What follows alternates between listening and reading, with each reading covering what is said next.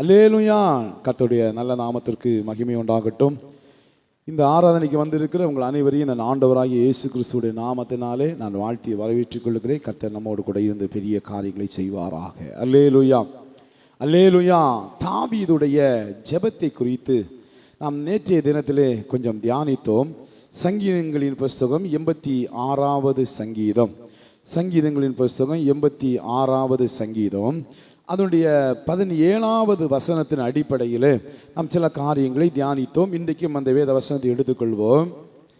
கர்த்தாவே, நீர் எனக்கு துணை செய்து என்னை தேற்றுகிறதை என் பகைஞர் கண்டு வெட்கப்படும்படிக்கு எனக்கு ஒரு அனுகூலமான அடையாளத்தை காண்பித்தருளோம். அல்லேலூயா. தாவீதுடைய ஒரு விண்ணப்பம் 14ஆம் வசனத்தில் அவன் சொன்ன பிரகாரமாய் அகங்காரிகள் அவனுக்கு விரோதமாய் எழும்பியிருந்தார்கள். கொடுமைக்காரருடைய கூட்டத்தார் அவனுடைய உயிரை வாங்குவதற்கு முயற்சி பண்ணி கொண்டிருக்கிறார்கள். ஒரு புறம் வெட்கம், ஒரு புறம் அவனை அவமானப்படுத்துகிறாங்க, ஒரு புறம் அவனை கொலை செய்வதற்கு முயற்சி பண்ணுகிறாங்க, ஒரு புறம் அவனுக்கு விரோதமாக எழும்பி அவனை அழித்து போடுவதற்கு முயற்சி பண்ணி கொண்டிருக்கிறாங்க.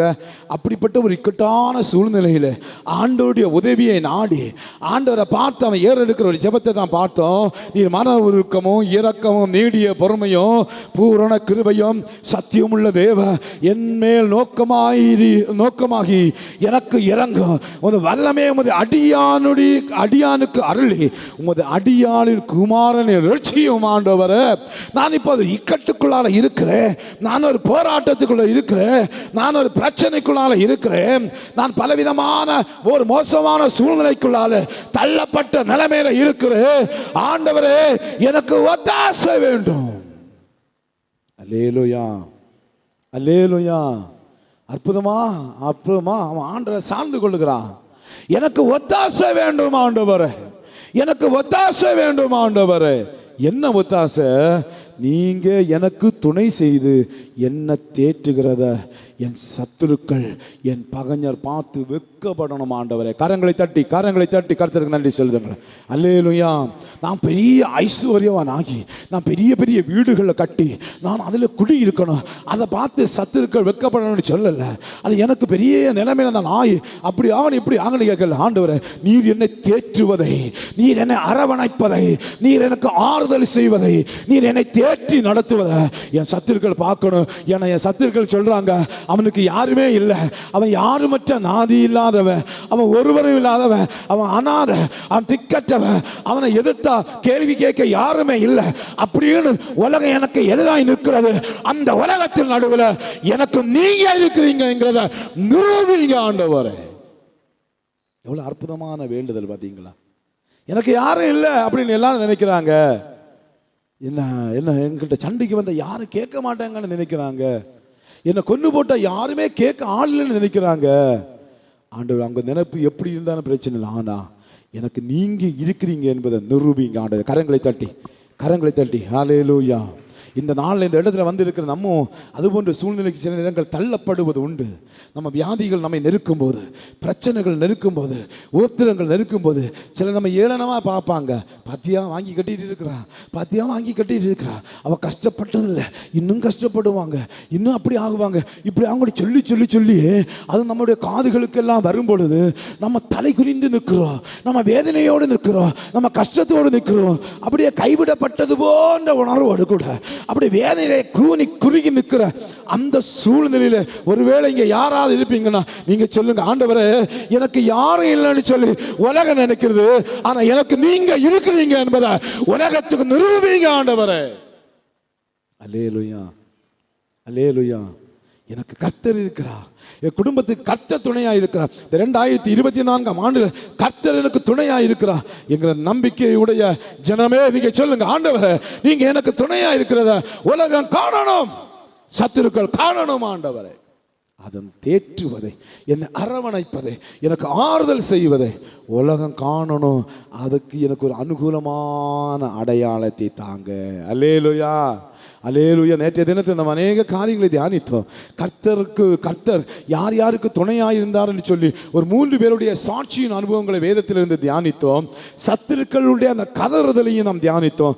இன்றைக்கு அடையாளங்களை குறித்து தியானிக்கும்படியாக இருக்கிறோம். அல்லேலூயா. தாவீதுடைய வாஞ்சி அப்படி அதுதான், எனக்கு ஒரு அடையாளம் வேணும், நீங்க என் கூட இருக்கிறீங்க என்பதுக்கு ஒரு அடையாளம் வேணும், நீங்க என்னை தேற்றுகிறீங்க என்பதுக்கு ஒரு அடையாளம் வேணும், நீங்க எனக்கு ஆதரவா இருக்கிறீங்க என்பதுக்கு ஒரு அடையாளம் வேணும். அந்த அடையாளத்தை சத்துருக்கள் பார்க்கணும். அல்லேலூயா, அல்லேலூயா. அந்த அடையாளத்தை சத்துருக்கள் பார்க்கணும். பாருங்க, ஒரு அடையாளத்தை அவன் வேண்டிக் கொள்கிறான். எப்படி அவனுக்கு இந்த எண்ணம் வந்திருக்கும்? அடையாளம் கேட்கிற எண்ணம் எப்படி வந்திருக்கும்? நீங்க வேதத்தில் பார்ப்பீங்கன்னு சொன்ன ஆண்டவர் ஆதியிலிருந்தே ஒவ்வொரு காரியத்தை செய்யும் போது சில அடையாளங்களை வைத்திருந்தார் என்று சொல்லி தான் வேதத்தில் பார்க்க முடிகிறது. ஆதியாகமம் 1வது அதிகாரம், ஆதியாகமம் 1வது அதிகாரம் அதனுடைய 14வது வசனத்தை நீங்கள் வாசிக்கும் போது சொல்லப்பட்டிருக்கிறது, பின்பு தேவன் பகலுக்கும் இரவுக்கும் வித்தியாசம் உண்டாக்கத்தக்கதாக வானம் என்கிற ஆகாய விரிவிலே சுடர்கள் உண்டாக கடவது, அவைகள் அடையாளங்களுக்காகவும் காலங்களையும் நாட்களையும் வருஷங்களையும் குறிக்கிறதுக்காகவும் இருக்க கடவுது என்றார். அல்லேலூயா. அவர் ஆதியிலே அந்த பூமியை உருவாக்கிற நாளில், அவரை ஒழுங்குபடுத்தி வந்த நாட்களில் 4வது நாளில் சூரியனையும் சந்திரனின் நட்சத்திரங்களையும் வானத்தில் காணப்படுகிற சகல சேனைகளையும் அவர் உண்டாக்கினார். வேதவசனம் சொல்லுகிறது, அவைகள் எல்லாம் அடையாளங்களுக்காய் கர்த்தர் வைத்திருக்கிறாராம். அல்லேலூயா. அவர் தான் அந்த உலகத்தை படைத்தார், அவர் தான் அந்த உலகத்தை சிருஷ்டித்தார் என்பதனுடைய அடையாளம் சூரிய சந்திர நட்சத்திரங்களை தவிர வேறு எதை சொல்ல முடியும்? யோசித்து பாருங்க. அந்த சூரியனுக்கு போகணும் எவ்வளோ பிரயாசப்படுகிறாங்க, ஒருவரும் போய் சேர முடியாது. ஏன்னா கர்த்தர் மகிமையா வல்லமையா வச்சிருக்கிறார். அதனுடைய அக்னிக்கு முன்னும் ஒருவரும் நிற்க முடியாது. அது தானா தோன்றி இருக்குமா? ஒரு வாளும் தோன்றி இருக்க முடியாது. அதை எந்த மனுஷனால் உருவாக்க முடியாது. அது தேவனால் உருவாக்கப்பட்டது. இன்றைக்கும் சூரியன் ஒரு சாட்சியாக, ஒரு அடையாளமாக இருக்கிறது கர்த்தருடைய சிருஷ்டிப்புக்கு. அல்லேலூயா. சூரியனும் சந்திரன் நட்சத்திரங்களும் கிரகங்களும் தேவனுடைய படைப்புக்கு ஒரு அடையாளமாக இருக்கிறது. ஆதியிலே தேவன் ஒரு அடையாளத்தை வைத்திருந்தார். அது மாத்திரமல்ல, காயின் ஒரு தவறை செய்து விட்டான். காயின் தன் சகோதரனாகிய ஆபேலை கொன்று விட்டான்.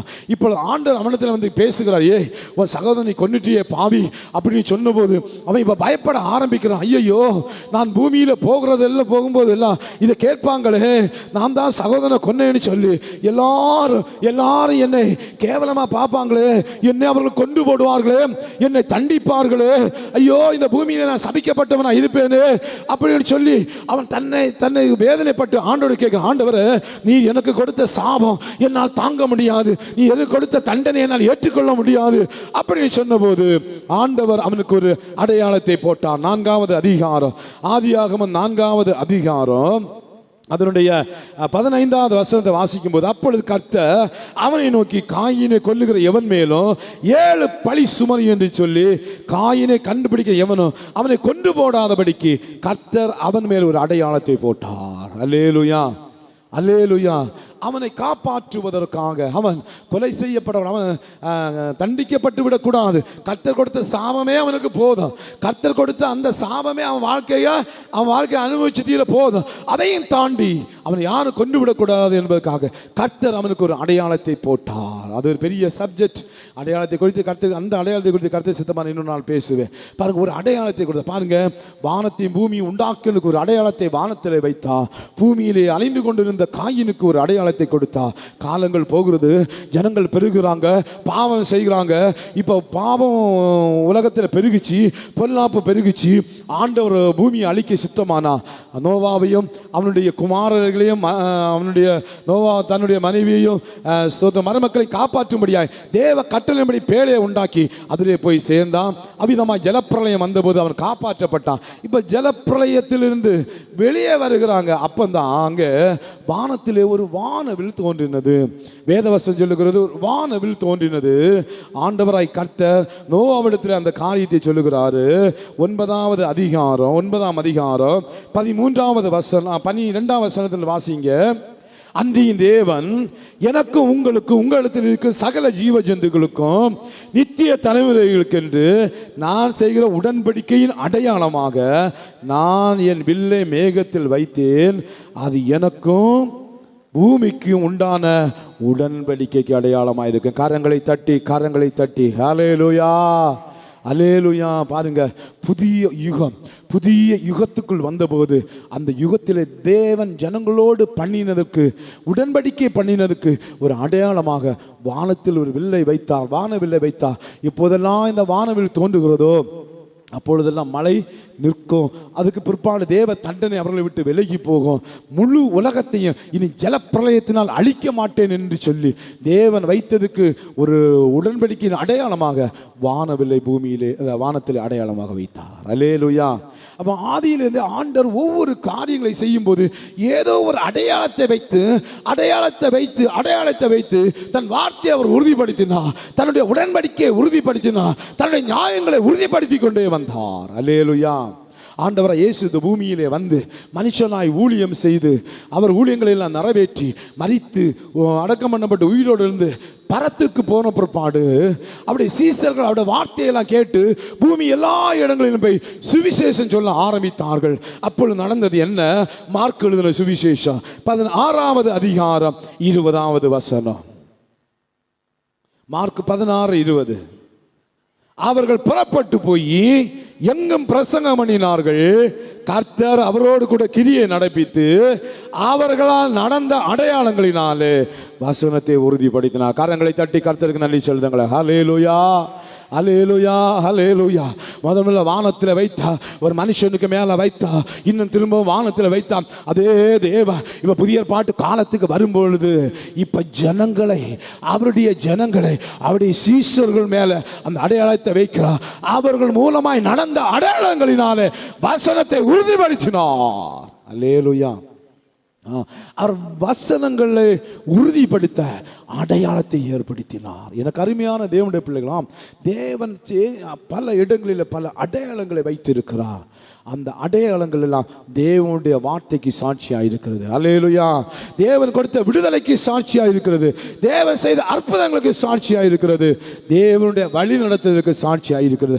அப்படி ஆண்டவர் பண்ணின சில அடையாளங்கள், ஆண்டவர் ஏற்படுத்தின அல்லது ஆண்டவரால் கொடுக்கப்பட்ட சில முக்கியமான அடையாளங்களையும், மனுஷனால் ஏற்படுத்தப்பட்ட அல்லது மனுஷனால் கொடுக்கப்பட்ட சில முக்கியமான அடையாளங்களையும் இன்னைக்கு நம்ம தியானிக்கும்படியாக இருக்கிறோம். அல்லேலூயா, அல்லேலூயா. ஸ்தோத்திரம். மகிமையின் தேவன் துணையாய் வருவார் கடைசி பரியந்தமோ. மகிமையின் தேவன் துணையாய் வருவா கடைசி பரியந்தமோ.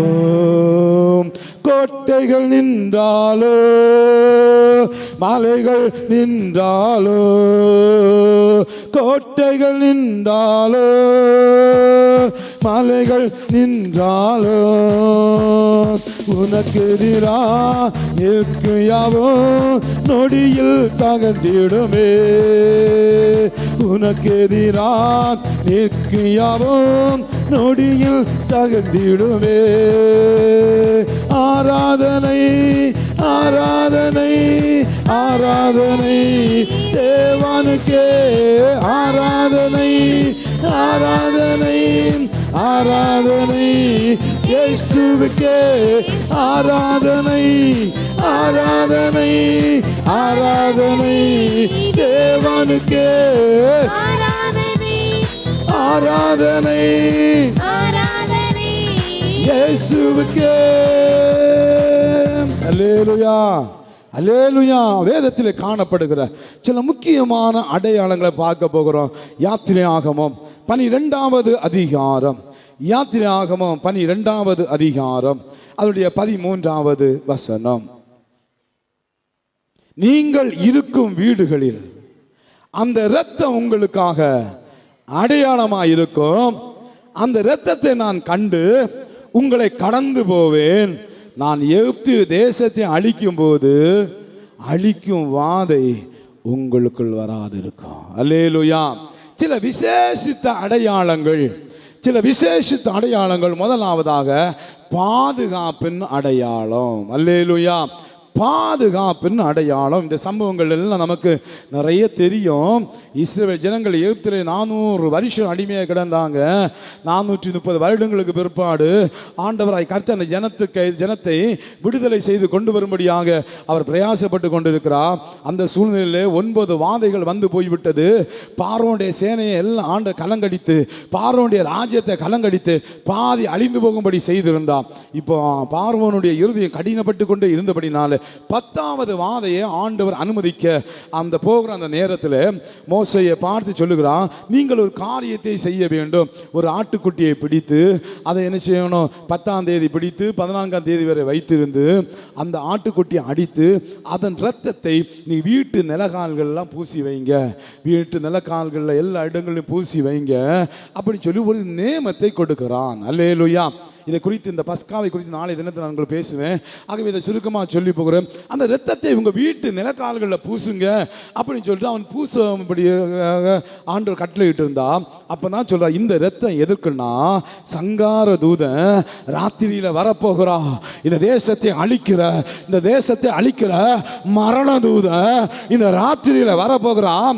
யாருடைய வீட்டிலெல்லாம், யாருடைய வீட்டு நிலக்கால்கள் எல்லாம் இந்த இரத்தம் இருக்கிறதோ, இந்த ஆட்டுக்கடாவுடைய ரத்தம் இருக்கிறது, அந்த வீட்டில் அந்த மரண தூதன் வரமாட்டான், அந்த சங்கார தூதன் வரமாட்டான். இதுதான் அதற்கு அடையாளம். அல்லேலூயா. இந்த ரத்தம் அதுக்கு ஒரு அடையாளம். இந்த அடையாளத்தை பார்த்துட்டு மரண தூதன் உங்க வீட்டு பக்கம் வரவே மாட்டான். கரங்களை தட்டி எல்லாரும் கரங்களை தட்டி ஆண்டவருக்கு நன்றி செலுத்துங்களேன். ஹல்லேலூயா, ஹல்லேலூயா. அன்றைக்கு பஸ்கா ஆட்டுக்குட்டியுடைய ரத்தம் அந்த வீட்டிற்கு ஒரு அடையாளமாக, அந்த தேவ பிள்ளைகளுக்கு ஒரு அடையாளமாக இருந்தது.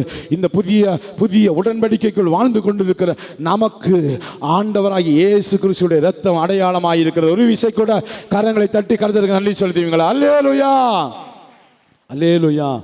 சங்கார தூதன் தேசத்தில் சுற்றி வரும்பொழுது, மரண தூதன் தேசத்தில் சுற்றி வரும்போது நாமும் நம்முடைய குடும்பமும் பாதுகாக்கப்பட வேண்டியது அவசியம் தானே. எல்லாரும் ஒரு நிமிஷம் அப்படியே கண்களை மூடி ஆண்டவராக இயேசு கிறிஸ்து நமக்காக ரத்தம் சிந்தினா இவன் எல்லாம் கரங்களை தட்டி ஆண்டவரே உமக்கு நன்றி.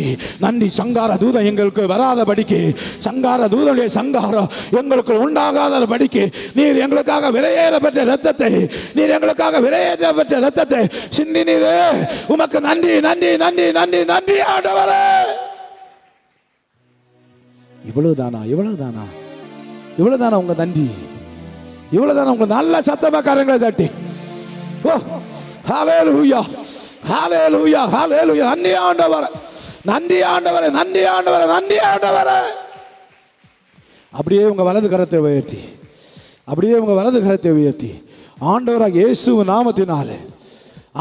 இயேசுவின் நாமத்தினாலே இயேசு கிறிஸ்துவுடைய இரத்தத்தை என் வீட்டு நிலைக்கால்களில் பூசுகிறேன், என் வீட்டு ஜன்னல்களில் பூசுகிறேன், என் வீட்டு ஒவ்வொரு அறைகளையும் தெளிக்கிறேன், என்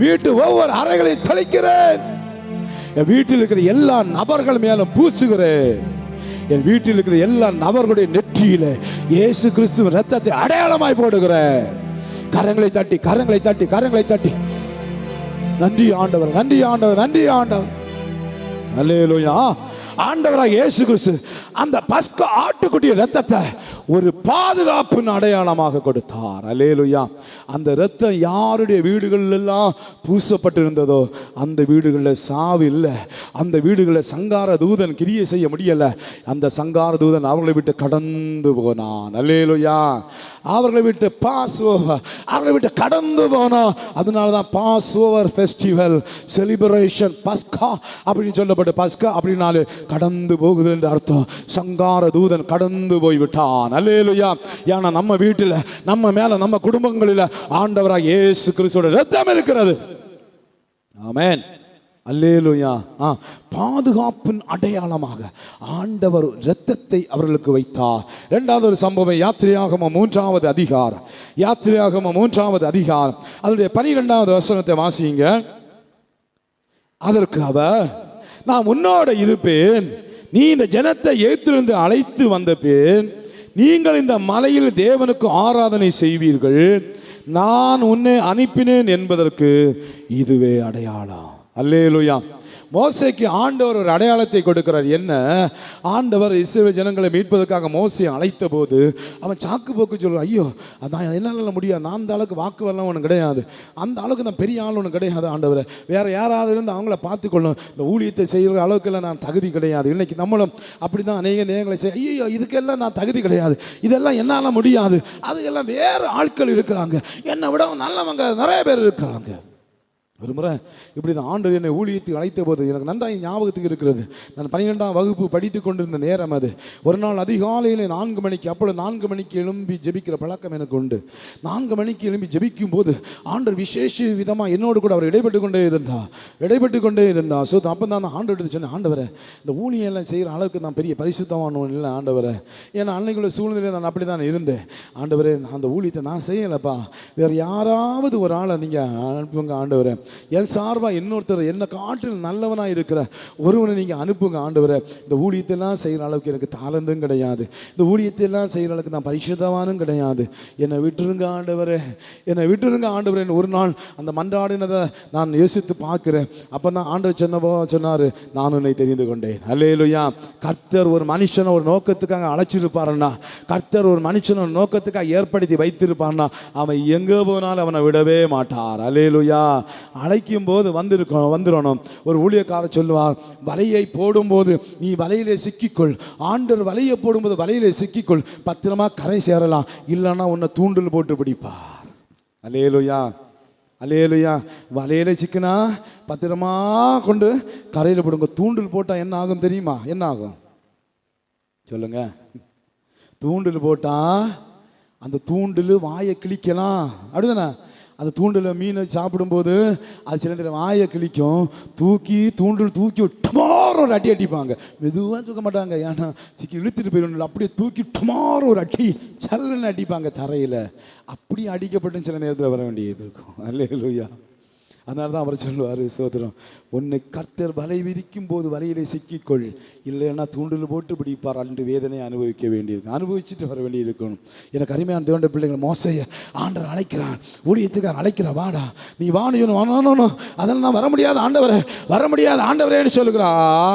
அப்பந்தான் ஆண்டவர் சொல்கிறாரு, ஆண்டவர் சொல்ல, நான் எம்மாத்திரம் இதையெல்லாம் செய்வேன், நான் எம்மாத்திரம்னு சொன்ன போது ஆண்டவர் அவனை பார்த்து சொன்ன வார்த்தை தான் 12ஆம் வசனத்தில், நான் உன்னோடு இருப்பேன், நீ ஜனத்தை எகிப்திலிருந்து அழைத்து வந்தபே நீங்கள் இந்த மலையிலே தேவனுக்கு ஆராதனை செய்வீர்கள், நான் உன்னை அனுப்பினேன் என்பதற்கு இதுவே அடையாளம். கரங்களை தட்டி ஆண்டவர், எந்த இடத்துல நான் உன்னை சந்திச்சிருக்கிறேனோ, எந்த இடத்துல உன்னை சந்திச்சிருக்கிறேனோ, இதே இடத்துல வந்து ஒரு நாள் நீங்க எனக்கு ஆராதனை செய்ய போறீங்க, அன்னைக்கு நீ யோசிப்ப மோசே, அன்னைக்கு யோசிப்ப உன்னை நான் அனுப்பினதுக்கு இதுதான் அடையாளம் என்பதை. அல்லேலூயா. சில நேரங்களில் கர்த்தர் செய்த நன்மைகளை எல்லாம் மறந்துடும், கர்த்தர் கொடுத்த வாக்கு தத்தங்களை எல்லாம் மறந்துடும். ஆனால் ஒரு குறிப்பிட்ட காலம் தாண்டி ஏதாவது சம்பவங்கள் வரும்போது அப்பந்தான் உணரோடு, ஓஹோ ஆண்டவர் அன்றைக்கே பேசியிருந்தாரு, ஆண்டவர் அன்றைக்கே என்னிடத்து இந்த காரியத்தை சொல்லியிருந்தாரு, ஆண்டவர் அன்றைக்கே இந்த காரியத்தை எனக்கு வெளிப்படுத்தி இருந்தாரு என்று சொல்லி அன்றைக்கு யோசிப்போம். அப்படிதான் மோசே சொல்ல, நீ ஒரு நாள் இந்த மலையில் வந்து ஆராதிப்ப, அன்னைக்கு உணர்வையா நான் உன்னை கூட இருந்து உன்னை கொண்டு இந்த ஜனங்களை விடுவி என்பதற்கு அது அடையாளம் என்பதை அன்றைக்கு புரிந்து கொள்வாய். அல்லேலூயா. அவனுடைய அழைப்பை உறுதிப்படுத்தும்படியாய் தேவன் ஒரு அடையாளத்தை வைத்தார். ஆமென். மூன்றாவதாக ஒரு அடையாளம், என்னாகமம் 17வது அதிகாரம் அதனுடைய 8வது வசனத்திலிருந்து சில வசனங்களை நீங்க வாசித்து பார்க்கும்போது சொல்லப்பட்டிருக்கிறது. மறுநாள் மோசே சாட்சியின் கூடாரத்துக்குள்ள பிரவேசித்த போது இதோ லேவியின் குமாரருக்கு இருந்த ஆரோனுடைய கோல் துளிர்த்திருந்தது, அது துளிர் விட்டு பூ பூத்து வாதுமை பழங்களை கொடுத்தது. அப்பொழுது மோசே கர்த்தருடைய சமூகத்திலிருந்து அந்த கோல்களை எல்லாம் எடுத்து இஸ்ரவேல் புத்திரர் எல்லாரும் காண வெளியே கொண்டு வந்தான். அவர்கள் கண்டு அவர்கள் தங்கள் கோல்களை வாங்கி கொண்டார்கள். அப்பொழுது கர்த்தர் மோசேயை நோக்கி, ஆரோனுடைய கோல் அந்த கலகக்காரருக்கு விரோதமான அடையாளமா இருக்கும் பொருட்டு அதை திரும்பவும் சாட்சி பெட்டிக்கு முன்னே கொண்டு போய் வை, இப்படி அவர்கள் எனக்கு விரோதமாய் முறுமுறுப்பதை ஒழிய பண்ணுவார், அப்பொழுது அவர்கள் சாக மாட்டார்கள் என்றார். கர்த்தர் தனக்கு கட்டளையிட்டபடியே மோசே செய்தான். அல்லேலூயா. அல்லேலூயா. இங்கே ஒரு துளிர்த்த கோலை கர்த்தர் அடையாளமாக வச்சிருக்கிறார். என்ன அப்படின்னா, இந்த சம்பவத்தை நான் இந்த புது வருஷம் அன்னைக்கு செய்தியில் கொஞ்சம் சொல்லியிருந்தேன், திரும்ப ஞாபகப்படுத்துக்கிறேன். ஆரோனும் மோசையும் ஊழியம் செய்து வந்த நாட்களில் கோராகு என்கிறவன் திடீர்னு எழும்பி, ஆரோன் என்ன பெரிய ஆளா, மோசை என்ன பெரிய ஆளா, அவன் மட்டும்தான் ஊழியம் செய்ய முடியுமா, அவங்க எல்லாம் ஆட்களை ஏமாத்துறாங்க, அவங்க எல்லாம் ஆட்களை வஞ்சித்துட்டு இருக்கிறாங்க, அவங்க ஆட்களுக்கு விரோதமாக பேசிட்டு இருக்கிறாங்க, சபையில் தங்களை பெரிய ஆளா காட்டிக்கிட்டு இருக்கிறாங்க, அவன் என்ன பெரிய ஆளா அப்படின்னு சொன்னபோது மோசே ரொம்ப சோர்ந்து போனவன் நான் தேவ சமூகத்தில் போய் விழுந்து கிடந்து கதறுகிறான். ஆண்டவரே, என்ன அழைத்தது நீ, இந்த ஆரோனை அழைத்தது நீ, ஆண்டவரை நீ எங்களுக்கு அதிகாரத்தை தந்தீங்க, இந்த ஊழியத்தை தந்தீங்க, ஆனா இந்த கோராகும் அவனை சார்ந்தவர்களும் எனக்கு எதிர்த்து எங்க ஊழியத்துக்கு விரோதமாய் செயல்பட்டு கொண்டிருக்கிறாங்களே, எங்கள் ஊழியத்துக்கு விரோதமாக பேசி கொண்டு இருக்கிறாங்களே, எங்கள் ஊழியத்துக்கு விரோதமாக முறுமுறுத்து கொண்டு இருக்கிறாங்களே, பரியாசம் பண்ணி கொண்டு இருக்கிறாங்களே, எங்களுக்கு விரோதமாக எழும்பி இருக்கிறாங்களே, ஐயோ ஆண்டவரே என்று சொல்லி ஆண்டவருடைய சமூகத்தில் என்ன செஞ்சுட்டாங்கன்னா அவங்க 2 பேரும் விழுந்து கிடந்தாங்க. அல்லேலூயா. அந்த நேரத்தில் ஆண்டவர் 2 அடையாளத்தை கொடுத்தார். ஒன்று என்னன்னு சொன்னார் தெரியுமா, இதுவரை இல்லாத அளவுக்கு ஒரு சம்பவத்தை நான் நடக்க பண்ணுவேன். அது என்ன என்றால் 16வது அதிகாரத்தில் நீங்கள் வாசிக்கும் போது அதனுடைய 30வது வசனத்திலிருந்து நீங்கள் வாசிக்கும் போது சொல்லப்பட்டு இருக்கிறது, கர்த்தர் ஒரு புதிய காரியத்தை நேரிட செய்வதனா பூமி தன் வாயை திறந்து இவர்கள் உயிரோட பாதாளத்தை இறங்கத்தக்கதாக இவர்களையும் இவர்களுக்கு உண்டான யாவையும் விழுங்கி போட்டதையானால் இந்த மனுஷர் கர்த்தரை அவமதித்தார்கள் என்பதை அறிந்து கொள்வீர்கள் என்றான். அவன் இந்த வார்த்தைகளை எல்லாம் சொல்லி முடித்தவுடனே அவர்கள் நின்றிருந்த நிலம் பிளந்தது, பூமி தன் வாயை திறந்து அவர்களையும் அவர்கள் வீடுகளையும் கோராகுக்குரிய எல்லா மனுஷரையும் அவருக்கு உண்டான சகல பொருட்களையும் விழுங்கி போட்டது. அல்லேலூயா, அல்லேலூயா. 26வது அதிகாரம் 10ஆம் வசனத்துக்கு வாங்க. 26வது அதிகாரம் 10ஆம் வசனத்துக்கு வாங்க, வாசிங்க. பூமி தன் வாயை திறந்து அவர்களை கோராகிய விளங்கினதுனாலும் அக்கினி 250 பேரை பட்சித்ததினாலும் அந்த கூட்டத்தார் செத்து ஒரு அடையாளமானார்கள். தேவனால் தெரிந்து கொள்ளப்பட்டவர்கள், தேவனால் அழைக்கப்பட்டவர்களுக்கு எதிராய் வந்ததினாலே அவர்களும் குடும்பமும் செத்து ஒரு அடையாளமானார்கள். இப்ப மீதி இருந்தவர்களுக்கு ஒரு அடையாளத்தை ஆண்டவர் காண்பிக்கணும். உண்மையிலே மோசேயும் ஆரோனும் அழைக்கப்பட்டவர்கள் தானா, இல்ல தங்களை உயர்த்தினவர்களா, தங்களாகவே வந்து இந்த ஊழியத்தை செய்தார்களா என்பதை உலகத்துக்கு மற்றவங்க உயிரோடு இருக்கிறாங்கல்ல அவங்களுக்கு நிரூபிக்க வேண்டும். அதற்காக ஆண்டவர் என்ன சொன்னார் தெரியுமா, எல்லா கோத்திரமும் ஒவ்வொரு கோலை கொண்டு வாங்க ஐயா, எல்லா கோலையும் கொண்டு வந்து இந்த பலிபீடத்து முன்பாக கிருபாசனத்துக்கு முன்பாக கொண்டு வைங்கன்னு சொல்லி அவர்கள் எல்லாருடைய கோலையும் வாங்கி கொண்டு வச்சாங்க. அப்படி வைத்து மறுநாள் காலையிலே அவர்கள் போய் பார்த்த போது ஆரோனுடைய கோல் தளிர்த்திருந்தது. கரங்களை தட்டி கர்த்தருக்கு நன்றி சொல்லுங்களேன். அல்லேலூயா, அல்லேலூயா. காய்ந்து போன கோல், தோல் சீவப்பட்ட கோல், செத்து போன கோல் அங்கே தளிர்த்திருந்தது. வேதவசந்த நேரம் நல்லா பார்ப்பீங்கன்னு சொன்ன எடுத்துக்கொள்ளுங்க. என்ன ஆகுமோ 17ஆம் அதிகாரம் அதனுடைய 8ஆம் வசனத்தின் பிற்பகுதி, ஆரோனுடைய கோல் துளிர்த்திருந்தது, அது துளிர் விட்டு பூ பூத்து வாதுமை பழங்களை கொடுத்தது. அல்லேலூயா. இன்றைக்கு ஒருவேளை உங்க வாழ்க்கை காய்ந்து போன வாழ்க்கையா இருக்கலாம். இன்றைக்கு ஒருவேளை உங்க வாழ்க்கை பட்டு போன வாழ்க்கையா இருக்கலாம். எல்லாம் காய்ந்து போய் தளிரெல்லாம் போய் கனி இல்லாத ஒரு வாழ்க்கை. இனி எங்க கனி கொடுக்க போகிறான், இவ வாழ்க்கை முற்றிலுமே அழிந்து போயிட்டு அப்படின்னு சொல்லப்பட்ட கோலை போன்ற ஒரு நிலைமையில நீங்க இருக்கலாம். நீங்க தேவ சமூகத்தில் வருவீங்கன்னா, நீங்க தேவனால் தெரிந்து கொள்ளப்பட்ட உண்மைன்னா உலகத்துக்கு முன்பதாக கர்த்தர் உங்களை துணிக்க வைப்பார். அல்லேலூயா, அல்லேலூயா. பரியாசம் பண்ணுகிறவருடைய நடுவில் உங்களை பற்றி குறை சொல்றாங்கல்ல, உங்களை வேதனைப்படுத்துறாங்கல்ல, உங்க வியாதியை பற்றி குறை சொல்றாங்க தானே, உங்க வறுமையை பற்றி குறை சொல்றாங்க தானே, உங்க குறைகளை வச்சு பரியாசம் பண்றாங்க தானே, உங்களுடைய செயல்பாடுகளை வைத்து பரியாசம் பண்றாங்க தானே, நீங்க கர்த்தருக்கு பிரியமாய் நடப்பதை வைத்து பரியாசம் பண்றாங்க தானே, அவங்க கண்களுக்கு முன்பதாக கர்த்தர் உங்களை துணுக்க வைப்பா. அல்லேலூயா, அல்லேலூயா. உங்க காய்ந்து போன வாழ்க்கையெல்லாம் மாறப்போகுது. உங்க குடும்பத்தின் கஷ்டம் எல்லாம் மாறப்போகிறது. அல்லேலூயா. பரியாசம் பண்றவன் பண்ணிட்டே இருக்கட்டும், குறை சொல்லிட்டே இருக்கட்டும், எதிராக எழும்பிட்டே இருக்கட்டும், கர்த்தர் உங்க கூட இருக்கிற என்பதை நிரூபிப்பா. கரங்களை தட்டி ஆசீர்வாதத்தை பெற்றுக்கொள்ளுங்க. அல்லேலூயா, அல்லேலூயா. பாருங்க, ரத்தம் ஒரு பாதுகாப்பின் அடையாளமாக இருந்தது. திரும்ப ஆராதனை செய்வது அழைக்கப்பட்ட அழைப்புக்கு ஒரு அடையாளமாக இருந்தது. ஆரோனுடைய துளைத்த கோல் அவன் தேவனால விசேஷமாய் தெரிந்து கொள்ளப்பட்டான் என்பதற்கு ஒரு அடையாளமாக இருந்தது. கோராகுடைய கூட்டத்தாருடைய முடிவு, கலகம் செய்கிறவர்களுக்கு ஒரு முடிவு உண்டு என்பதற்கு அடையாளமாக இருந்தது. அல்லேலூயா, அல்லேலூயா. தேவன் கொடுத்த அடையாளங்கள். 1 ராஜாக்கள் 13வது அதிகாரம், 1 ராஜாக்கள் 13வது அதிகாரத்தில் ஒரு அடையாளம் சொல்லப்பட்டிருக்கு. எடுத்துக்கொள்ளுங்க. 1 ராஜாக்கள் 13வது அதிகாரம், அதனுடைய 1 முதல் 5 வரை உள்ள வேத வசனங்களுடைய சாராம்சத்தை நான் உங்களுக்கு சொல்ல போகிறேன். ஒரு நாள் யெரொபெயாம் என்கிற ராஜா அவன் தனக்கென்று சொல்லி 2 பொற்கன்றுக்குட்டிகளை உண்டாக்கி 2 இடத்துல வைத்து, ஒன்னை தானிலும் இன்னொன்னை பெத்தேலிலும் வைத்து இஸ்ரவேல் ஜனங்களை வழிதப்ப பண்ணினான். அவன் தூபம் காட்டும்படியாக அந்த பீடங்கள் அண்டையில் நிற்கையில் ஒரு தேவனுடைய மனுஷன் வருகிறான். யூதேயா தேசத்திலிருந்து ஒரு தேவனுடைய மனுஷன் பெத்தேலுக்கு வந்து 2ஆம் வசனம் சொல்கிறது, அந்த பலிபீடத்தை நோக்கி, பலிபீடமே பலிபீடமே, இதோ தாவீதின் வம்சத்தில் யோசியா என்னும் பேருள்ள ஒரு குமாரன் பிறப்பா. அவன் உண்மையில் தூபம் காட்டுகிற மேடைகளின் ஆசாரியர்களை உண்மையில் பலியிடுவான், மனுஷரின் எலும்புகளும் உண்மையில் சுட்டரிக்கப்படும் என்பதை கர்த்தர் உரைக்கிறார் என்று அந்த மனுஷனுக்கு சொல்லி இந்த வார்த்தையை சொல்லி 3ஆம் வசனம் இருக்குது. அன்றைய தினம் அவன் ஒரு அடையாளத்தை சொன்னான். இதோ இந்த பலிபீடம் வெடித்து அதன் மேலுள்ள சாம்பல் கொட்டி போகும், கர்த்தர் உரைத்ததுக்கு இதுவே அடையாளம். அல்லேலூயா. அங்கே ராஜாவுக்கு, ஆண்டரை விட்டு விலகி தூரம் போன ராஜாவுக்கு, ஆண்டரை விட்டு விலகி தூரம் போன ஜனங்களுக்கு ஒரு அடையாளத்தை அங்கே ஒரு தேவ மனுஷன் சொல்லுங்க. என்ன? இந்த பலிபீடம் வெடித்து சிதறும், அதுதான் அடையாளம். அல்லேலூயா. என்ன? இந்த பலிபீடத்தில் பலியிடுகிற எல்லா பூசாரிகளையும் அவன் வெட்டி கொள்ளுவான். இப்போ பலியிட்டு கிடக்குறாங்க பார்த்தீங்களா, இவன் எல்லாம் செத்து இவனை கொண்டு எலும்புகளை கொண்டு ஒரு இடத்துல அடக்கியிருப்பாங்க, ஒரு இடத்துல போட்டு வச்சிருப்பாங்க, அந்த எலும்புகளையும் எடுத்து சுட்டரிப்பான். இது நடக்கும். இதுக்கு அடையாளம் இந்த பலிபீடம் வெடித்து சிதறும் என்று சொன்ன தேவ வார்த்தைக்கு ஒரு அடையாளத்தை சொல்லப்பட்டிருக்கிற. உடனே ராஜாவுக்கு பயங்கர கோபம் வந்துச்சு. எப்படி? நான் ஒரு ராஜா, நான் ஒரு பெரிய ஆளு, நான் இருக்கும்போது எப்படி வந்து சொல்லலாம், எனக்கு எதிராக நீ தீர்க்கதரிசனம் சொல்லலாம் என்று சொல்லி அவனை பிடிப்பதற்கு சொன்னான். 4ஆம் வசனம் சொல்லுகிற, பெத்தேலில் இருக்கிற அந்த பலிபீடத்துக்கு எதிராக தேவனுடைய மனுஷன் கூறின வார்த்தையை ராஜாவாகிய யெரொபெயாம் கேட்டபோது அவனை பிடியுங்கள் என்று தன் கையை பலிபீடத்தில் நீட்டினான்.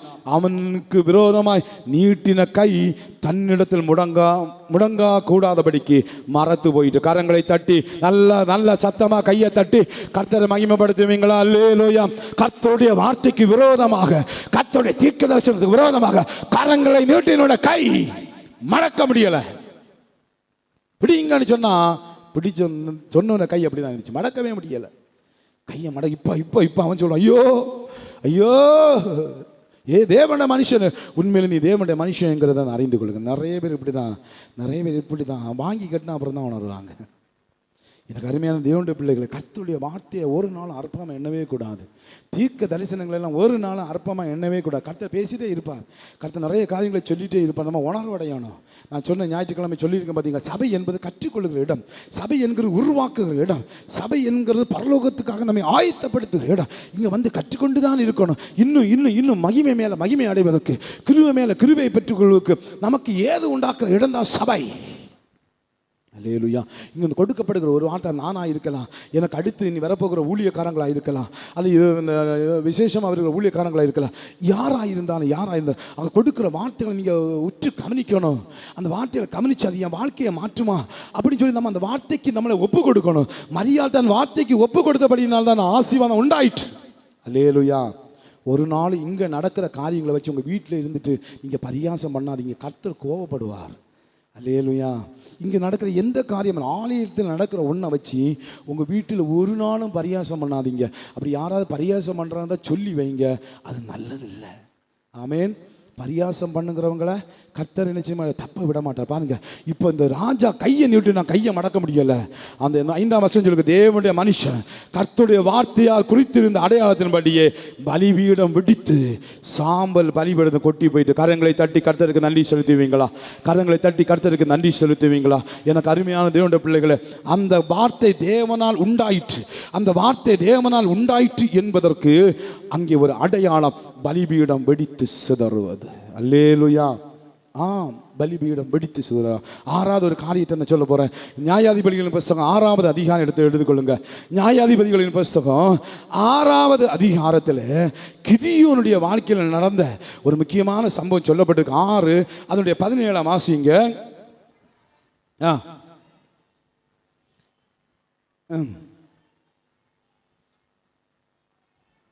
அல்லேலூயா. அப்பொழுது அவன், உம்முடைய கண்கள் இப்பொழுது கிருபை கிடைத்ததானா, என்னோடு பேசுகிறவ தேவரீதான் என்று எனக்கு ஒரு அடையாளத்தை காட்ட வேண்டும். அல்லேலூயா. நான் முடிக்க போகிறேன். எனக்கு அருமையான தேவனுடைய பிள்ளைகளே, கிதியோனுடைய ஒரு அடையாளம், கிதியோன் கேட்ட ஒரு அடையாளம். கிதியோன் ஆண்டவன் சொல்றாரு, பராக்கிரமசாலியே, கர்த்தர் உன்னோடு கூட இருக்கிறா, நீ இந்த மீதியானுடைய கையில் இஸ்ரவேல் ஜனங்களை ரட்சிக்க போகிற, உன் வாழ்க்கையில் ஆசீர்வாதம் உண்டாக போகிறது, உன்னை கொண்டு நான் பெரிய காரியங்களை செய்ய போகிறேன். அப்போ அவன் சொல்லுவான், ஐயோ நான் சின்ன ஆளு, என் குடும்பம் சின்னது, நான் உன்னை கொண்டு தான் இந்த காரியத்தை செய்ய போறேன். கரங்களை தட்டி கர்த்தருக்கு நன்றி சொல்லுங்களேன். நான் ஒன்று சொல்லட்டுமா, உங்களை கொண்டு தான் கர்த்தர் உங்களை குடும்பத்துக்கு மீட்பை கட்டளையிட போகிறார். விசுவாசிகள் மாத்திரம் கரங்களை உயர்த்தி அல்லேலூயா சொல்லுங்க பாபா. அல்லேலூயா. ஒருவேளை நீங்க நினைக்கலாம், இதுக்கு நான் தகுதி இல்லை, நான் அந்த அளவுக்கு ஜெபிக்கிற ஆளு கிடையாது, நான் அந்த அளவுக்கு ஆண்டவரோடு ரொம்ப ஐக்கியமாக இருக்கிற ஆளு கிடையாது, அந்த அளவுக்கு நான் பெரிய ஆளு கிடையாது, என் வீட்டில் நான் ஒன்றும் இல்லாத, என் வீட்டாரை ஒப்பிடும்போது அந்த அளவுக்கு எனக்கு ஞானம் இல்லை, அந்த அளவுக்கு எனக்கு தாளந்து இல்லை. ஆனால் கர்த்தர் உங்களை கொண்டு தான் உங்கள் குடும்பத்திற்கு, உங்கள் சந்ததிக்கு மீட்பை கட்டளையிட விரும்புகிறார். விசுவாசிக கையை தட்டி கர்த்தருக்கு நன்றி சொல்லுங்களேன். ஒரு நிமிஷம் அப்படியே கண்ணை மூடி, ஆண்டவரே, என்னை என் குடும்பத்தை ரட்சிப்பதற்கு, என் குடும்பத்தை காப்பாற்றுவதற்கு என்னை தெரிந்து கொண்டபடியால் நமக்கு நன்றி, என்னை தெரிந்து கொண்டபடியாக நமக்கு நன்றின்னு சொல்லுங்க, என்னை தெரிந்து கொண்டபடியாக நமக்கு நன்றின்னு சொல்லுங்க.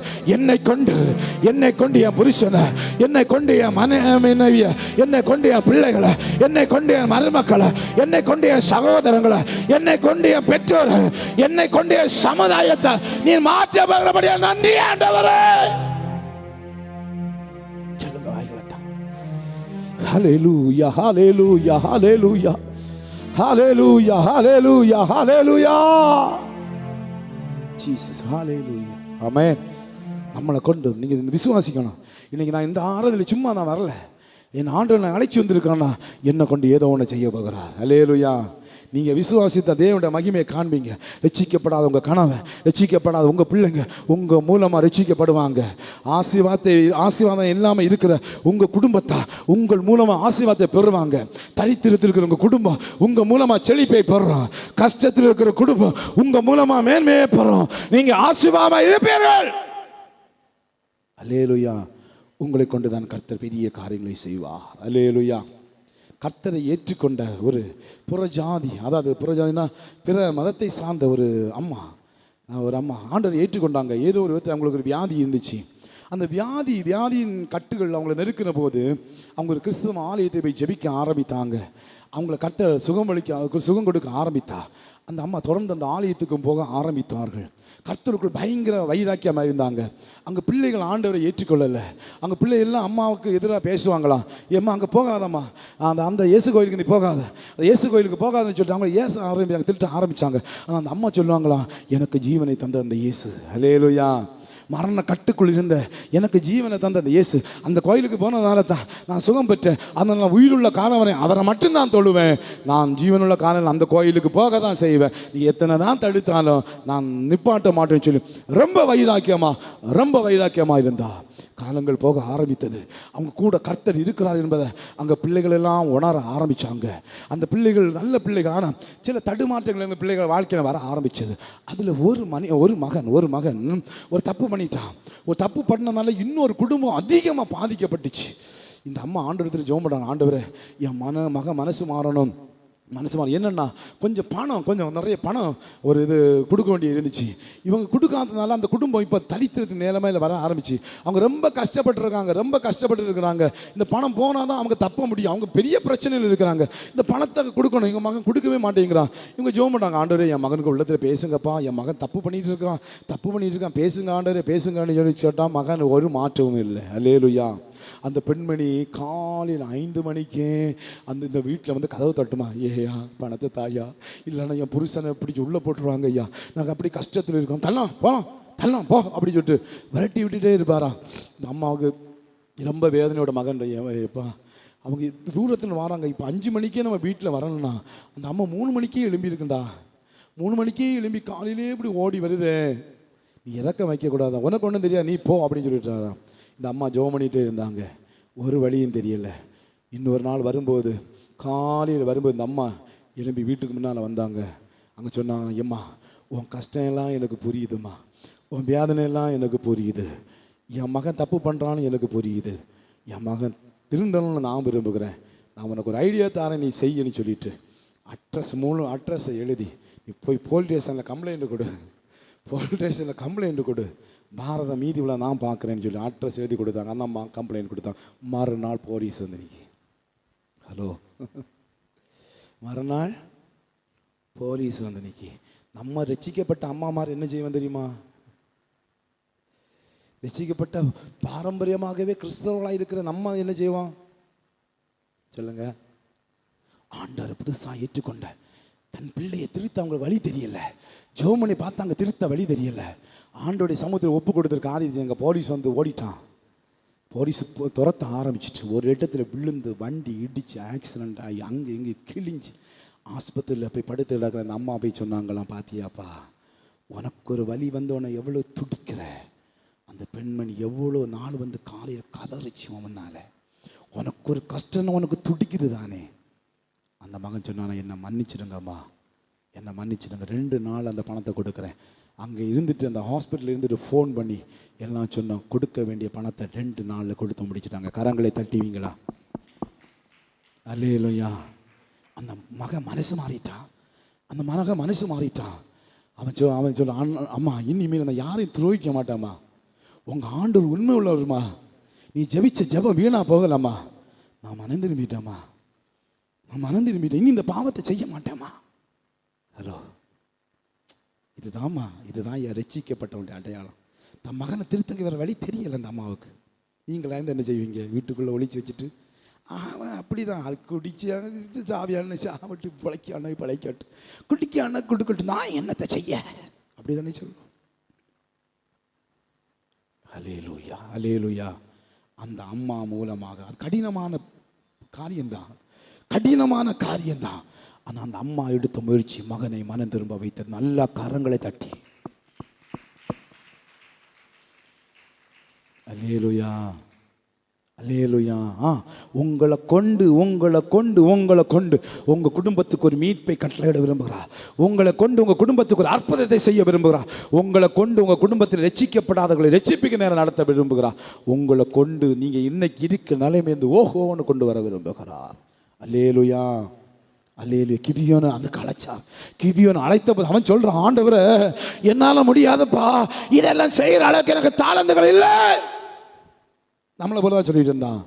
ஆண்டவர் சொன்னா, இல்லை உன்னை கொண்டு தான் நான் செய்ய போகிறேன், அதுக்காகவே உன்னை நான் அழைச்சிருக்கிறேன்னு சொன்னபோது ஆண்டவரத்தில் அவன் காரியத்தை கேட்கிறான். அப்பொழுது அவன், உம்முடைய கண்கள் இப்பொழுது எனக்கு கிருபை கிடைத்ததானா, என்னோடு பேசுக நீதான் என்று எனக்கு ஒரு அடையாளத்தை காட்ட வேண்டும். இப்போ நான் உமக்கு ஒரு காணிக்கையை கொண்டு வருவேன், அதுவரையிலும் இந்த இடத்தை விட்டு போகக்கூடாதுன்னு சொல்லி 19ஆம் வசனம் சொல்லுகிறது. உடனே கிதியோன் உள்ளே போய் ஒரு வெள்ளாட்டுக்குட்டியும் ஒரு வரக்கால் மாவிலே புளிப்பில்லா அப்பங்களை ஆயத்தப்படுத்தி இறைச்சி அவர் கூடையில் வைத்து ஆணத்தை அவர் கன்னத்திலே வார்த்து அதை வெளியே கர்வாலி மரத்தின் கீழ் இருக்கிற அவரிடத்திலே கொண்டு வந்து வைத்தான். அப்பொழுது தேவனுடைய தூதனானவர் அவனை நோக்கி, நீ இறைச்சியையும் புளிப்பில்லா அப்பங்களை எடுத்து இந்த கற்பாறை மேல் வைத்து ஆணத்தை ஊற்றி என்றார்.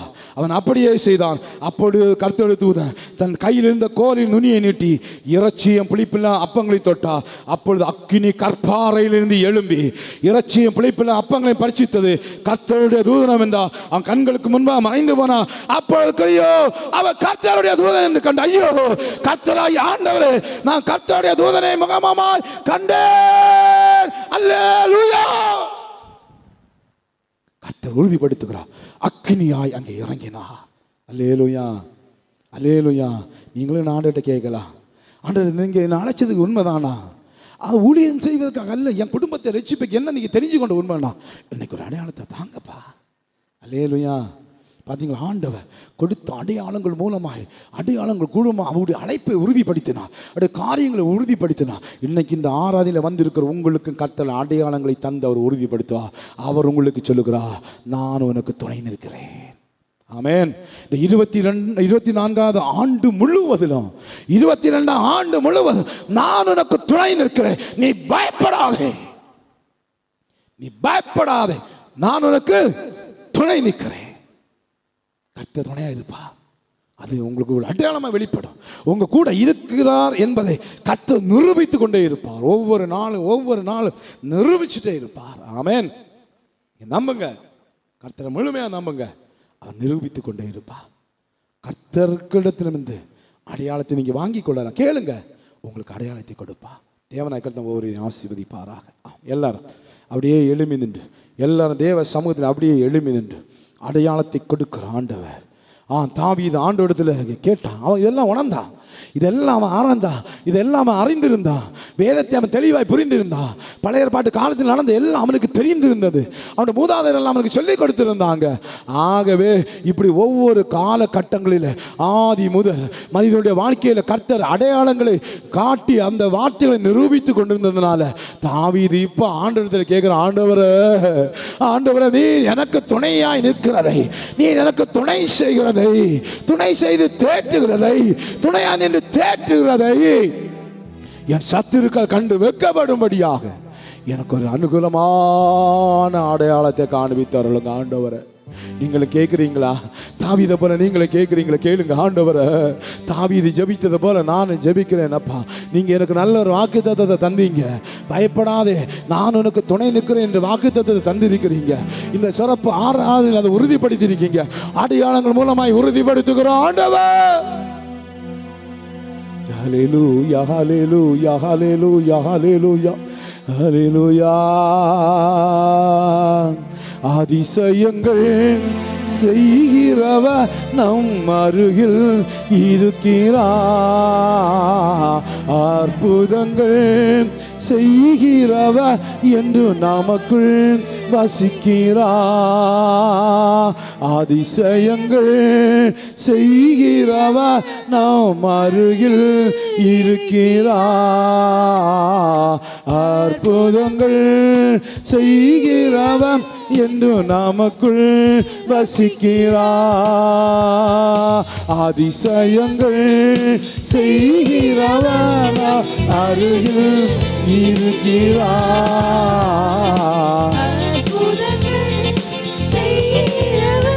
என்று நமக்குள் வசிக்கிறார். செங்கடலை இரண்டாக பிரித்திட்டார் அதிசயம். செங்கடலை அதிசயம். புயல் காற்றை ஆணையாலே அடக்கினார் அதிசயம். புயல் காற்றை ஆணையாலே அடக்கினார் அதிசயம். அதிசயங்கள் செய்கிறவர் நாம் அருகில் இருக்கிறார். சொல்லுங்க, அற்புதங்கள் செய்து அதிசயங்கள் செய்து அடையாளங்கள் கொடுத்து வசனத்தை உறுதிப்படுத்துகிற ஆண்டவர் இந்த வாழ்க்கையில மகிமையான காரியங்களை செய்வார். இந்த வாழ்க்கையில மகிமையான காரியங்களை செய்வார். உங்க வாழ்க்கையில அற்புதமான காரியங்களை செய்வார். உங்க வாழ்க்கை மாறும், உங்க சூழ்நிலைகள் மாறும். ஆசீர்வாதமா இருப்பீங்க, ஆசீர்வாதமா இருப்பீங்க. கர்த்தர் உங்களுக்கு துணையா இருந்து வெற்றியை தருவா. கர்த்தர் உங்களுக்கு துணையா இருந்து அற்புதங்களை செய்வா. கர்த்தர் உங்களுக்கு துணையா இருந்து உங்க வாழ்க்கையை மகிமையா வைப்பா. நீங்க ஆசீர்வாதமா இருப்பீர்கள்.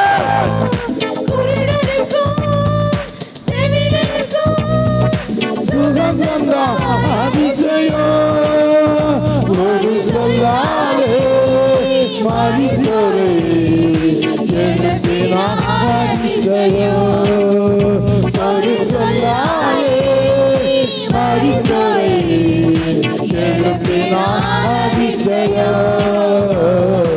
அதிசயங்கள் செய்கிறவர் நாம் அருகில் இருக்கிறார். அற்புதங்கள் செய்கிறவர் என்று நமக்குள் வசிக்கிறார். அதிசயங்கள் செய்கிறவர் நாம் நடுவில் இருக்கிறார். அற்புதங்கள்